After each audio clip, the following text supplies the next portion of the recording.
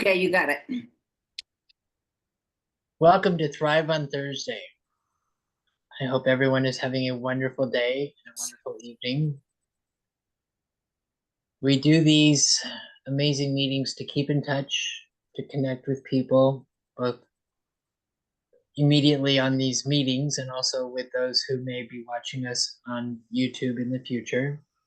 All of our meetings are posted on YouTube within a few days after the original airs. So if you want to put that out there for friends to go and see you or see us, please, by all means, do that. Lynn will always be able to tell you and have the connections to do that. Reverend Lynn takes care of that for us for the most part. And welcome. So I want everybody to take a deep breath in and take another deep breath in. And as we let out those deep breaths of air, just release everything that you've had going on in your day, the world around you, the busyness of the day. It is a weekday. Many of us were working on projects, but now we're settling into our time here and now, knowing that the right and perfect things will be revealed, either by something that I may say or something that may be shared within the group. And I am excited about this. And I hope that that excitement conveys itself through to each and every one of you that are here tonight with me and that will listen to this in the future.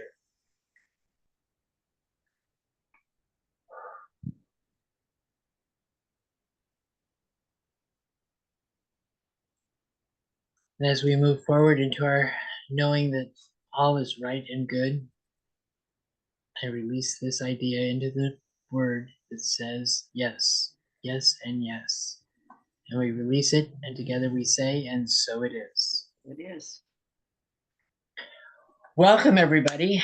So I started this month with a bang. I stopped working my regular shift at the American Legion as a bartender, and I didn't quit. I just gave up my one and only shift per week so that I could do other things.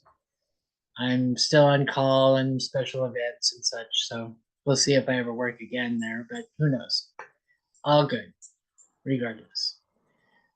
But that concept of letting go of something that just no longer was serving my highest and best is kind of where my discussion is going to go tonight.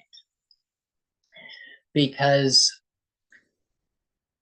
so much of my personal life has been built on the foundations that I developed from the time I was young, having a parent and parents that lived through the Great Depression. I picked up the things that they used to teach me or would say about always reuse everything you possibly can. Don't throw anything away if it has a use. Try to make do with what you have. Save the good things for company, dishes, linen, china, that kind of thing.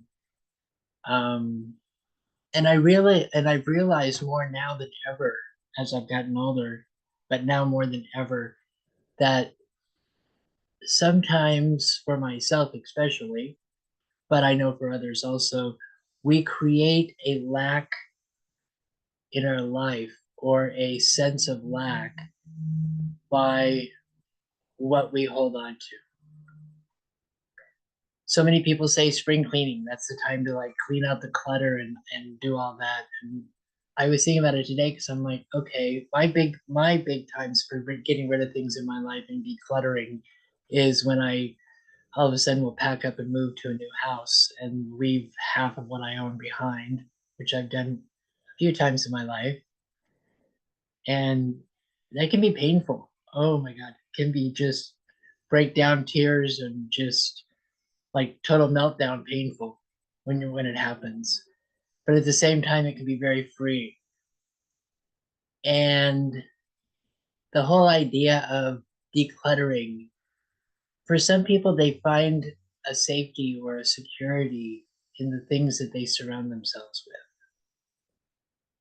For others, including myself, I hold on to stuff that I really don't need. And now more than ever, I'm looking at that, and I've moved to Delaware 10 years ago, and I had virtually nothing when I moved here, and all of a sudden I'm like, I just have buildings and houses full of stuff again, kind of like I did when I left Oklahoma years ago. And it's amazing how fast one can accumulate clutter and stuff without even realizing it. So now I'm looking around my surroundings as a whole, collective, not just right now in this moment, but at everything. And I realize that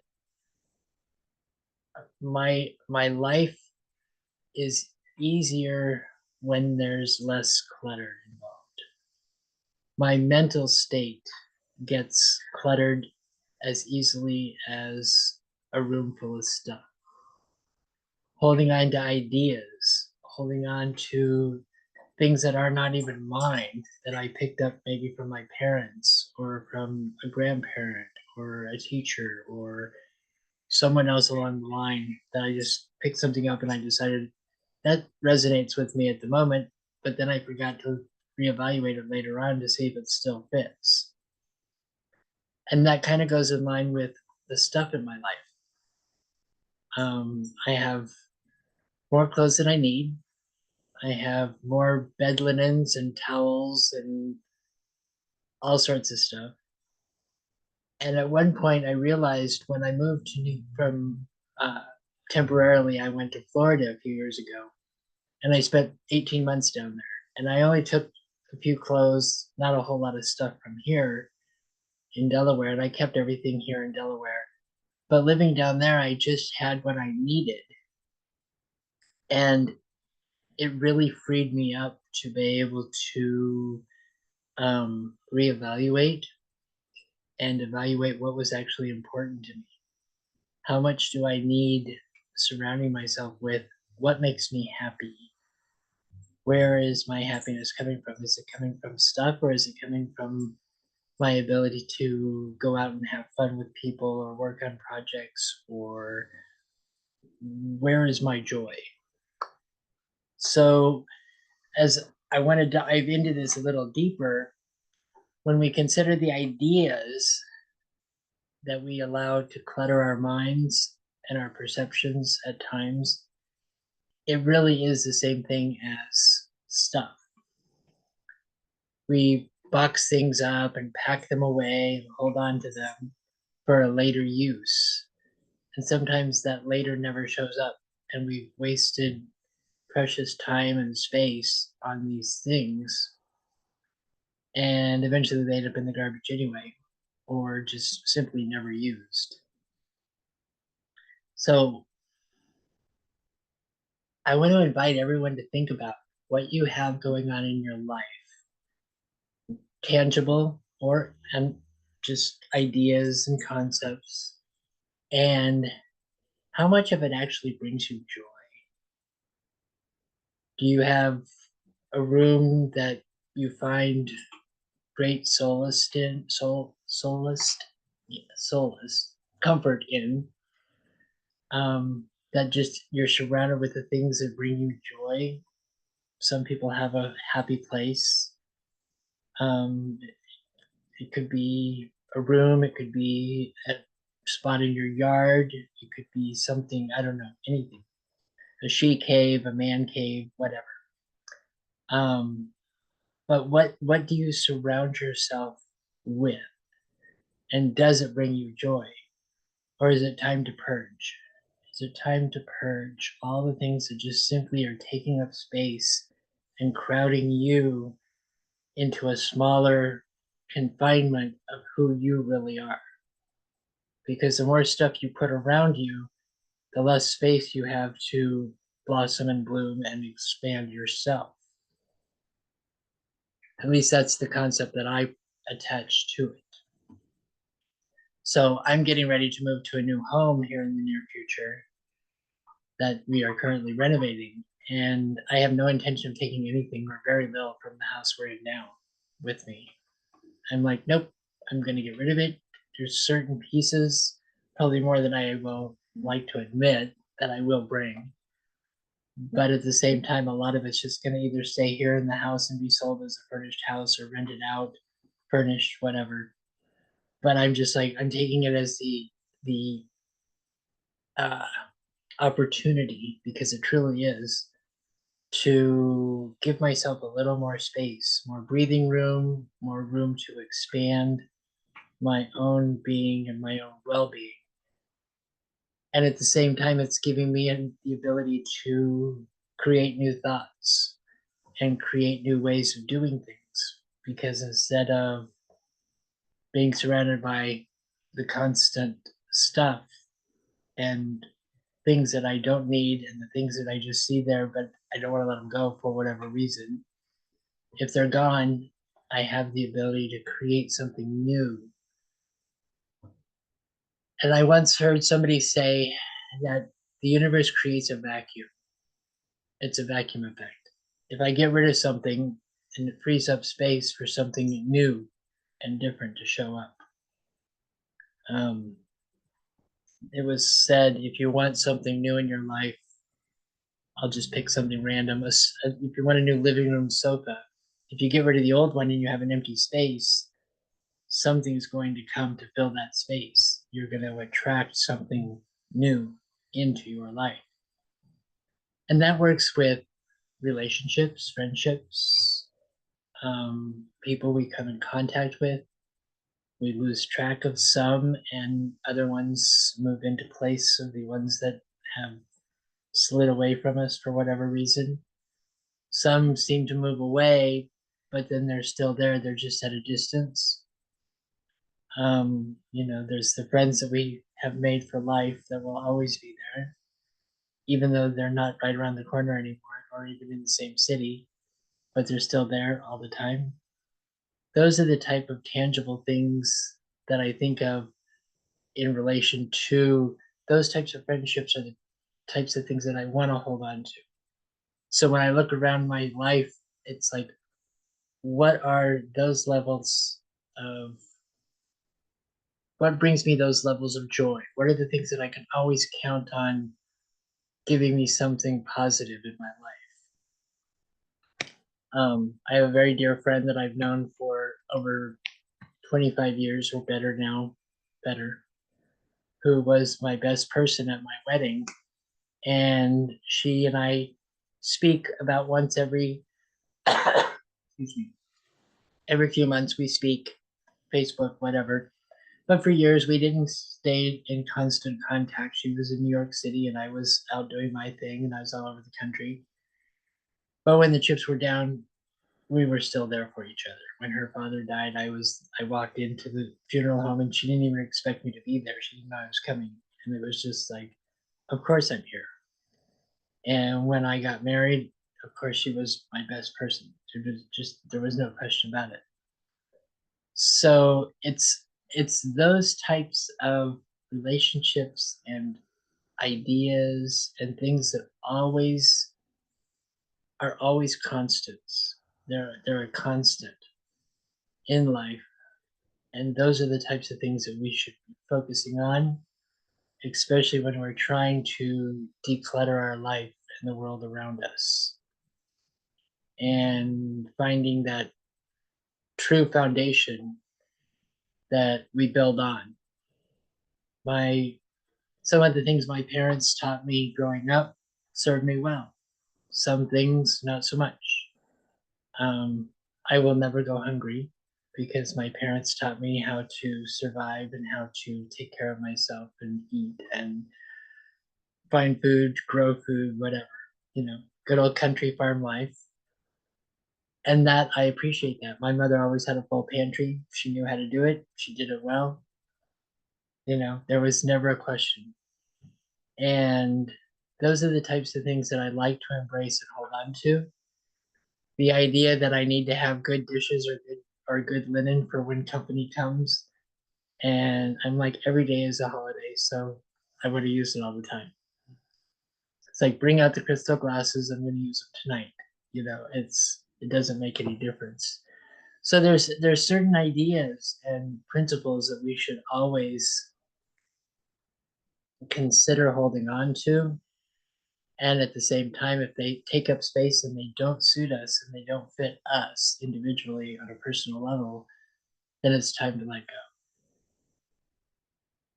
So I think I've pretty much touched on everything I wanted to share and all the ideas around decluttering and re-evaluating and revaluing what we have in our lives and where the important things really lie or lay, depending on how you want to say it,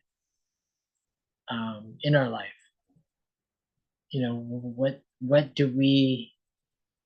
What value do we give? Do we let our stuff own us and control us to the point that we have a house full of stuff, so we can't do anything because we'd lose that house full of stuff if we did something different and bigger and better for ourselves?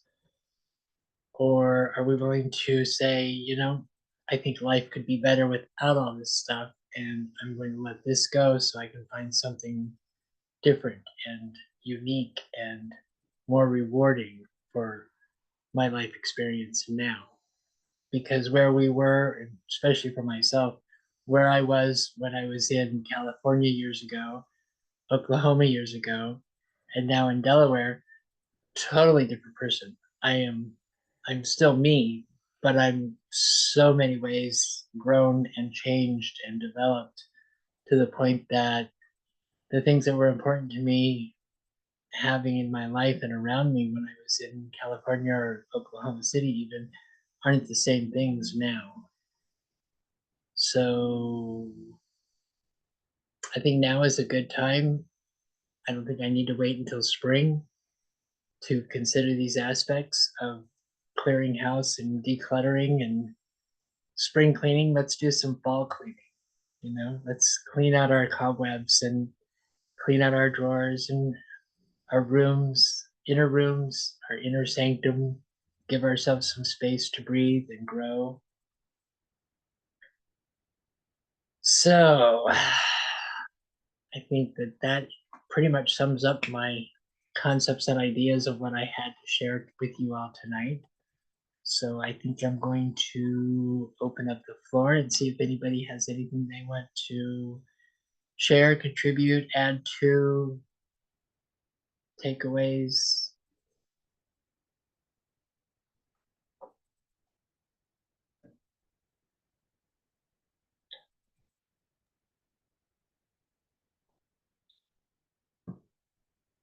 So Ellen, you look like you have something to say. Well, Diane's. Diane?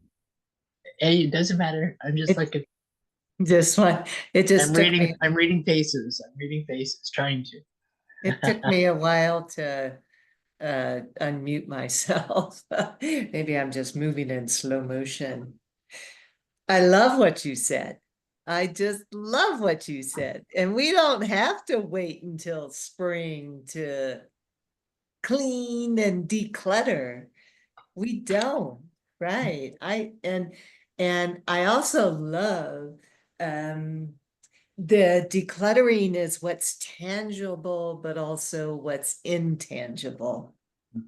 Yes.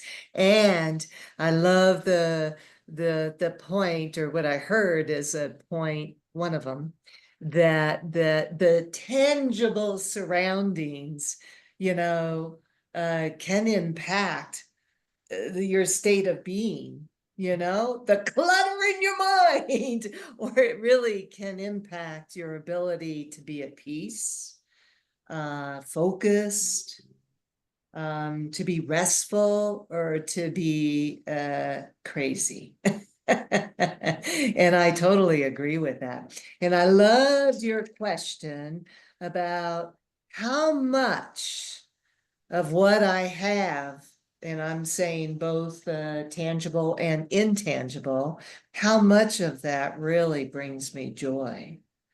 That's a really good question. And I plan on sitting with that one for, quite a while, probably repeatedly. And so I have a lot of stuff. I even have, oh, look at this. This is funny. I don't know if you can see. Oh, Oh, it's one Chianti. of the old wine bottles. You see the date on it? I No. can't. Okay, it is 1975. And it's still got the original alcohol in it? Yeah, no, Oh. no, we drank that a long time ago. Oh, I was gonna say. No, because the goal, what I wanted to do with this was to remember those candles you put in here and then you'd light it in a pretty The drippy color. wax. Yeah, well, I never did it, but look, I still have the bottle. So I don't, my place has a lot. Anyway, I do keep certain things. 1975, what can I say?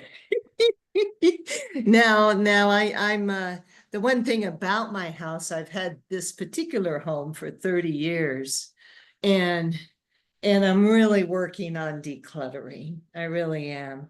And organizing. And it's very hard. It's hard for me to get motivated to start, I have to admit.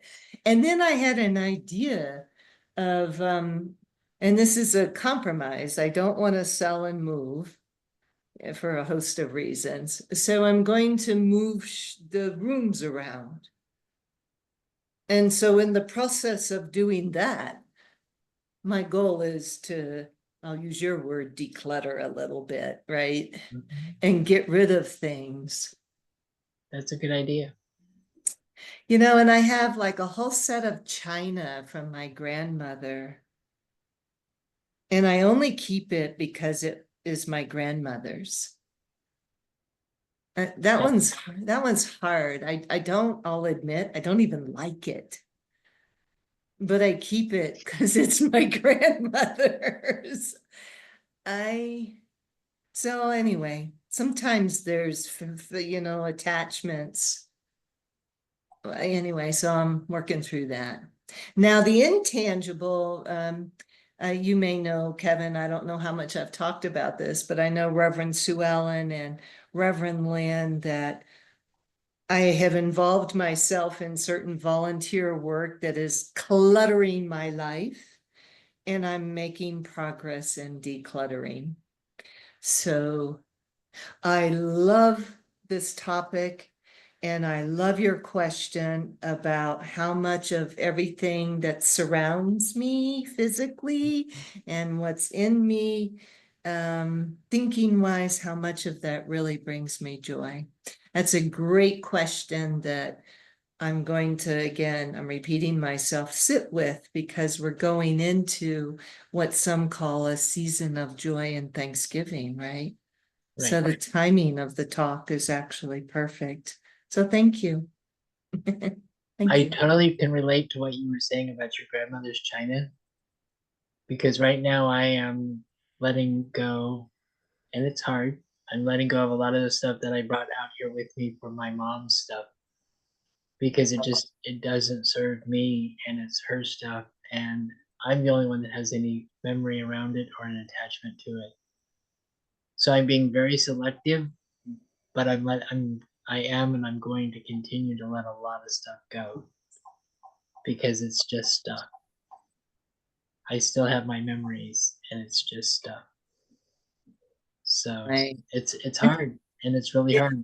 But I'm the only one left. My nephews and stuff have no desire or connection to any of the stuff that I'm talking about. So Yeah. it doesn't do any good for them to have it, or they don't want it anyway. It's very, That's a good point. Thank you. it's very interesting. I don't have the china from my mother or my grandmother. The china that I have is from Kevin. That china, that's the china that I use. Oh, you still have that? That's I funny. do. I still have it. And it matches the wallpaper so well. And it's just kind of like, who thought, you know? Who would have thunk? Yeah, who would have thunk? So I do have, and I have glassware, etc. But the grandmother's piece that I have is this big pink bowl that the mashed potatoes go in at Thanksgiving dinner. I remember that bowl. It's just a big pink glass bowl. But that's a piece that's my grandmother. And little orange juice glasses with oranges around them. Oh, They're cute little glasses, and I think that I have 3 of them left. So, you know, over the years I have gotten rid of most of the stuff. I have a bottle and 4 glasses. The glasses were my great grandmother's. I know, blown glass, green, wow. and hand painted. There was a picture at one point, but it broke before my mother passed away, or after she passed away, but before I got the glasses. And they used to have a little piece of paper in them that said which of her grandmothers it was that they were from. But I don't know. The piece of paper is long gone, and I just have the glasses and a matching base bottle kind of thing. So I don't know whether they would be worth money. You never know. Sentimental value at this point is primarily it. So I think the big connection really is that so many people, myself included at one point, don't realize how much the outer stuff affects our inner stuff. I agree. I have was a wonderful idea, a round tablecloth, white, that everybody that was at the wedding that Mike and I had signed. And the idea was I was going to embroider all those names and we would have a tablecloth. I still have a tablecloth 24 years later, and the marriage is long gone and it's not got any embroidery on it at all. So I'm thinking I can let go of that, you know? Time to let go of that tablecloth. Pieces of, I mean, that's an unfinished project from years ago that won't ever be finished. And it wouldn't mean anything to anybody else anyway. Why am I holding on to it? Right. Except it's in a drawer out of the way. Well, maybe you appreciate the people that signed it. Sure, I do. But Maybe that's, me. huh? That's for me though, and you know, they're not going to want it long term. No, I think it's one of those things that, well, when next I get through that, I'll go through the things in that chest of drawers. My clean out task has been to clean off the credenza, the desk, and the table in this room. And I had the credenza cleaned off last week. It's got a stack of papers that need to be filed. I have an in basket on top of my crate here. And the in basket was this deep.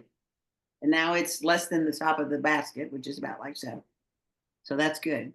The table, however, has a stack of papers, I want to say this tall on it. That's just been, you know, anything I didn't know where it went in that stack. So I'm thinking, I'm not sure, but I think there's probably Medicare books for 2021, you know, that kind of stuff. And old notebooks that are leather bound things, you know, portfolios. I just need to go through and release that or put it somewhere else, clean that stack out. So anyway, I like stacks. That's just, do they make you feel better? when I like them when they're organized, you know, because I know where things are. There's a stack on this end of this credenza and a stack on this one. And the one on this end has the book that has the Thrive pieces in it, because I need that information at the end of the year when I do the reports. And it has my journal, my visioning journal on it. That's my stack, 2 books. I And the have stuff to in the laugh house. because Yeah, listening to you, Sue Ellen, I have to laugh because I used to always say, and I still do, that for others looking at my messes, it looks like a mess. And how can I find anything? But I can find almost anything I'm looking for in any building, any garage, anything at any right. time. It's organized chaos, but it could Yes, be so much better. yes, And mentally, for me, if I can get it set up, it right, is so much better. right. But it's Lynn? like that big stack there. It needs to be sorted. It's on my list. I am in the process now of cleaning and going through things to get to throw away and go through Bob's stuff that doesn't need to be here in the house anymore. And that has been very difficult. I started it in July. I have things that I haven't touched since then that have been moved out of this room and into the front living room. And they sit there because that has an emotional thing that has delayed me finishing that project, but it's getting done because I have set a date of having a yard sale this Saturday in 2 days now. So There you go. must be done. And so I figured that was the way to kind of get to it and get it out of the room. I do have I've had, I don't want to say habit, I almost started to say that, but I've had the displeasure of thinking I'm clearing things out, don't want things anymore, and throw a bunch of stuff away because I haven't used it for a long time. And inevitably, a week later, I'm wanting the very thing I threw away. I cannot tell you how often that happens, and what that has led me to. Yeah, that has led me to be afraid to clear things out.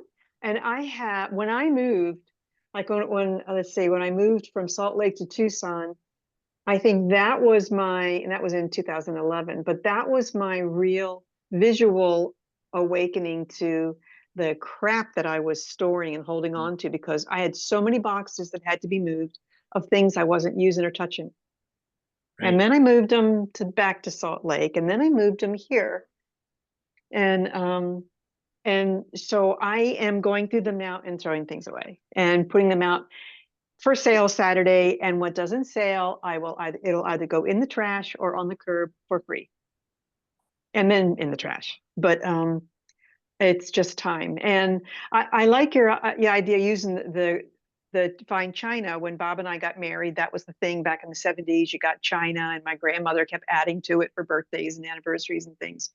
And it was Lennox, and I forget the exact name of it, but it turned out that when I got married and we moved into our first neighborhood together, the women on both sides of me had the exact same pattern, and then other friends had it. And when we got divorced and I was on my own, I decided, what the heck, I love it, and I used it every day. I left the old daily stuff with Bob, and I used my china all the time. And I just loved it. And I still have it. It's up in the cabinet, but not using it now. But yeah, I hang on to things, and then I actually don't see them anymore. I don't realize in my peripheral view what's really taking up a space. Did I describe that right? Because they'll be sitting there and I find myself moving around them and no longer seeing it. Right. So and I've had a couple yard sales, and Bob loved doing yard sales, and I'm recognizing now that there are things that I could have put out or thrown away so long ago and just didn't see it.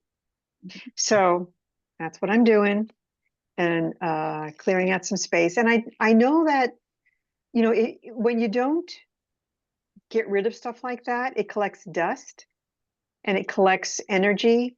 And that is really bad for the feng shui of things, but also the movement and expansion of things as well. I one time hired a feng shui lady when that was really the thing, back in the early 2000s, whenever that was. And I am a book collector as a minister. That's what we do. And that's only half of them. There's piles out there and over here. But so I had bookshelves of books and things. And when this lady walked into my little apartment where I was living at the time, she kind of looked around and she went real firmly, I'm going to make 3 piles. One is a pile you're going to keep. One is a pile I'm telling you you're not going to keep. And then there'll be a third pile that we'll go through and make a decision on. And she turned right around to one of my tall bookshelves and dumped it onto the floor. Yeah, Diane, that's what I did. Like, wow. And then I realized I had to get rid of books. But then I have gone and repurchased books that I've given away too. So yeah, It's a challenge. it is a I challenge. relate with what you just said, Lynn, about letting go of Bob's stuff. I get it because Mom's been gone since 2006. And I'm just now getting to the point where I can start letting go of stuff. Yeah. And I can take a firm hand with myself, and it's just like, okay, I can let it go now. But it takes that, when you lose somebody like that and somebody that's that integrated into your life, and I totally get that. And be kind and gentle with yourself. It takes time. I have Yeah. boxes of stuff that I have that I moved here with from Idaho in 2014 that I haven't looked at or looked into. Yeah. And there's stuff that I've thrown up in the attic and boxes of books. And I'm like, okay, I don't look at them. I don't probably need them. I haven't opened the boxes and looked through the books in 8 years. I'm like, do I really need to be keeping all of these? And it's a challenge. And Yeah. it's really hard. They I bring was a back big, memories. A lot of them bring back memories of things that were going on when I was reading them or right. studying, Oh, taking yeah. classes with them, or it's like, but will I ever sit down and read the Celestine Prophecy book series Oh, again? right. No. Will I ever, it's like, probably not. I should really pass these on to somebody who will, and who will get something out of them. Been there, done it once or twice already, so why am I holding on to them? But I thank you. have boxes of knickknacks because they're cute.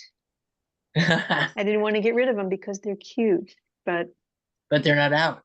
You're they're not looking at out. them. Right. I really don't need to get them. Exactly. That's so funny. Yeah. I think also, and all of your shares have led me to the same thing, is we each in our own way are able to bloom and grow bigger and more when we give ourselves the space, not only clearing out our minds of cluttering thoughts or ideas or whatever, but also just the stuff around us.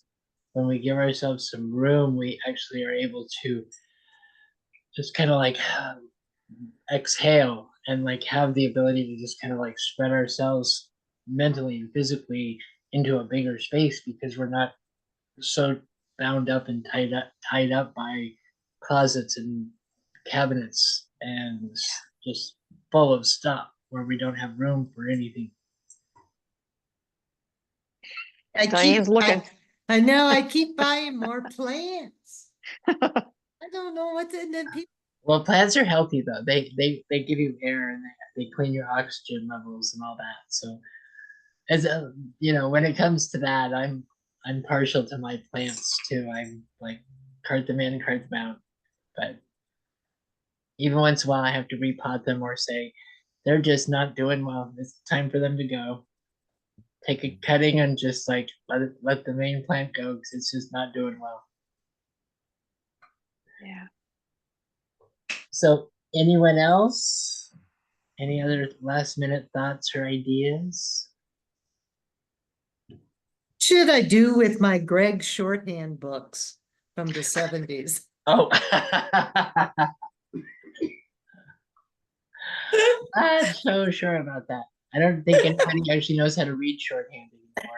I know.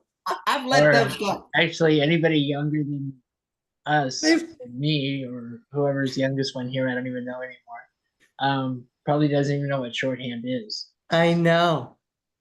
which is funny. It's kind of went the way of the rotary dial phones. Did it really? did. All of it? Oh. I don't think anybody does shorthand anymore anywhere. Oh. I just don't think that exists. Remember the I- dictaphones? Why Remember would the you dictaphones? use shorthand when you can do verbal to printed word? Right. Oh, that's right. Yes, that's right. Yeah. It's like, let me just tell you what I want to say, and those words just go right on out into the ether. Why would you use shorthand? Exactly. That's a long way of doing it nowadays. But that's Yeah. going to be a lost skill in another 10 or 20 years altogether. Cursive sure. writing. Nobody writes in cursive anymore. I still do. I do. I know all four of us do. And people I love would it. be surprised if any of you didn't. So I'm like, okay. But I still do cards. Not e-cards. Christmas yeah, cards. it particular depends. cards. Usually Sue Ellen gets a Christmas card. I'm not real big on cards as much anymore, but I don't have a lot of people that I send them out to. Yeah. And I most of like- my friends, it's easier, and we're all just good with sending them online with a greeting online or whatever, or texting our thoughts. There's a handful of people I still like to send hard cards to. Yeah, it's not it's just my family and Ryan and I go into the store before a holiday, a birthday, or whatever, and we go to the card rack and we'll sit there, and then we'll pull the ones we want to give to each other, and we show them to each other, share the sentiment, and then we put them back. It works. It's one of our things that we do, and so we don't buy a lot of cards, and because it's just it doesn't always make sense. The ones we do buy are very special, but it's just it's actually part of the thing that we do that's more fun. Just here's your birthday card, or here's your whatever card. So, and then we share the sentiments and back and forth, and then we put the card back. that's funny. Hallmark doesn't like us. Well, they're not making any money off of you anyway. Exactly. I found a Hallmark store about half an hour from me. I didn't think they were even around anymore. There's still one here too in Seaford, Delaware. That's a freestanding, standalone brick and mortar store. It's a Hallmark store. Hmm. It's the only one that off the top of my head that I'm aware of. So there aren't very many left. I find cards in really weird places. So I buy cards and then I actually have a whole stash. And then when the event comes, then I go down and find the right card. Speaking of clutter, I have a box of cards. And my mother was one that always kept cards on hand for whatever occasion. Oh So she could pull a no! card out and had a card. Yes. And it's funny because I still actually go to that card box every once in a while and grab a card when I need one, when I'm like running out, whatever. But some of the old cards that are in there are actually like collectible now because they don't look anything like that anymore. So I'm like, okay, so that's one of those things that I probably should get rid of, but I haven't. I can't do that yet. I'm just like, I had a big tray, big tub, about so wide and about this long, filled with cards, sorted by holiday. by holiday. Nice. I left it with Mike. Oh, Oh, That was one of the things I took. I don't know That's- if we get anything on. well, I think she froze. what? Reverend Sue Ellen froze. Can you hear us? I can, yes. Oh, It says my internet connection is under storm. Yeah, mine froze up for just a split second. Also, must be something in the air. So Mine, I'm on the we So- can't hear you. You're kind of going in and out. Oh, we lost her. Lynn is the host now. It just popped up. Lynn is the Oh, host. okay. It literally just shows that Lynn is the host now because Sue Ellen disappeared. Yeah, I still have I was keeping a basket of cards that had been given to me, by my Oh, wow. kids and by friends and stuff. And I had some cards in there that were very old. And I recently weeded through it. I couldn't throw them all out at once, but it just reminded me the basket's still sitting out there, and I really need to just because they're old. It's like, oh, that's so cute. I'll keep that till I die. I still have a stack of cards that my mother sent to me for my birthdays and the different ones. And many of them, when I was in New York and stuff, had handwritten letters to me in them. So yeah, those won't be going away anytime soon. Yeah. I sit there and I reread the letters, and she had beautiful penmanship and cursive writing and all that. And it's just like, yeah, no, I'm not getting rid of those. Yeah, that's right. And so I have a stack of cards that have been given to me over the years, and they're special ones. So I can usually weed them out a little bit each time I go through them, but the stack gets smaller and smaller. But there's just some that, nope, not getting rid of those.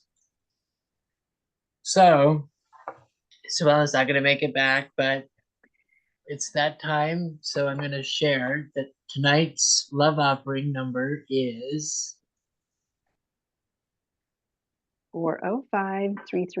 405-337-9739. and text the word love because that's my word. Love, thank you. And you can see my husband's beautiful artwork here. Yeah, it's Yeah. nice. He's the one that made this particular sign for me. That's nice. That's I great. hope everybody got something out of this Yeah. that they can carry into the future with them and find some good and um, something relative out of tonight's conversation. I hope everyone who may or may not be seeing this in the future also finds some value in tonight's discussion on the YouTube channel. And as I said, in our journey, we have a Facebook page, we have a YouTube channel. Then what else do we have? I'm trying to think. Do we have a website? Or do we have a website? Website inner-journey.org. Got it. I try to remember everything that we've got going on with Inner Journey, and I always miss at least one thing. It's those three for social media. Yeah. Exactly. Lynn takes care of our YouTube, and I think the website. Sue Ellen does that. Just Does the about do website. that one, and I just do the YouTube. and I pretty and much take care of you do the Facebook. Facebook. So, and Sue Ellen's back Is she back on? partially. Yeah. Anyway, so I think we'll close ourselves out with a little calming meditation and then a closing prayer. And there she is. Hi. Welcome back. You're muted, but you're back. I'm not muted. There you are. We can hear you now. Okay. So we did the love offering text and all that, and now we're going to do a quick calming, soothing meditation, I hope. Okay. So I invite everybody to just sit back, relax, stretch your necks, your shoulders, just knowing that you're in your exact right and perfect place right here and right now. All of the world's cares are just outside of you. They can swirl around all they need to. They do not directly affect you. Right here and right now in this moment, everything is right, good, and perfect. Because this moment is all that we have. I invite you to take a couple of deep breaths and just feel the calmness as the air flows in and out. Knowing that God is all there is. God is in every breath you take in. God is in every breath you exhale.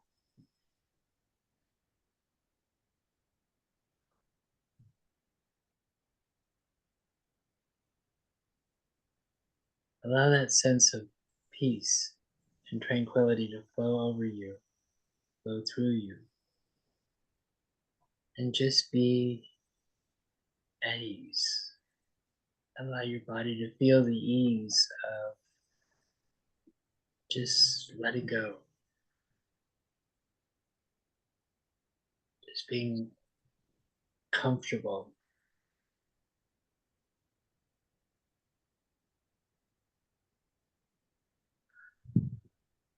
Knowing that who you are right here and right now is exactly who you were meant to be. It's different than yesterday, and it won't be the same tomorrow. But right now, you are exactly who you're supposed to be. You are the perfect, the absolute perfect incantation of you. And no one can be you better than you can.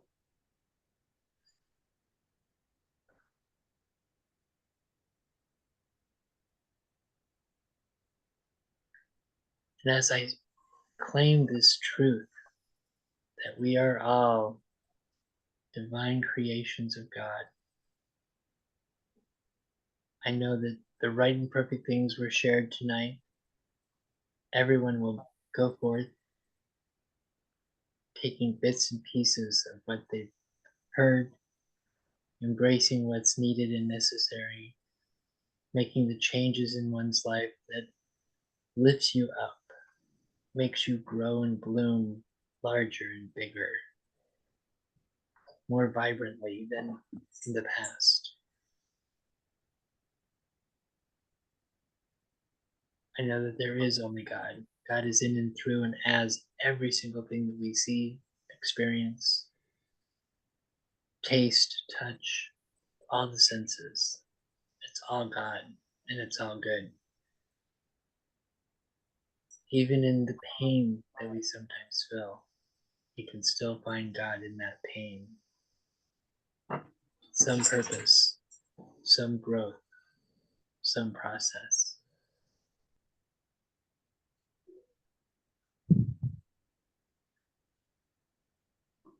I give thanks for everything. There's so much to be thankful for.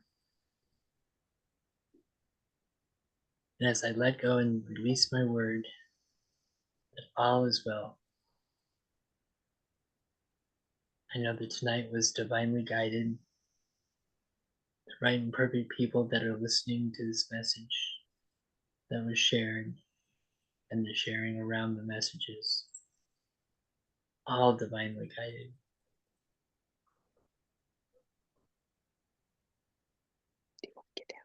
I am blessed, and I know each and every one of you are as well. And we release this into the law that says yes to my word, it says yes to your word and to your thoughts. And together we affirm this by saying, and so And it so is. it is. Oh, it is. Very nice. Just lovely. Thank you. Yes. Thanks all.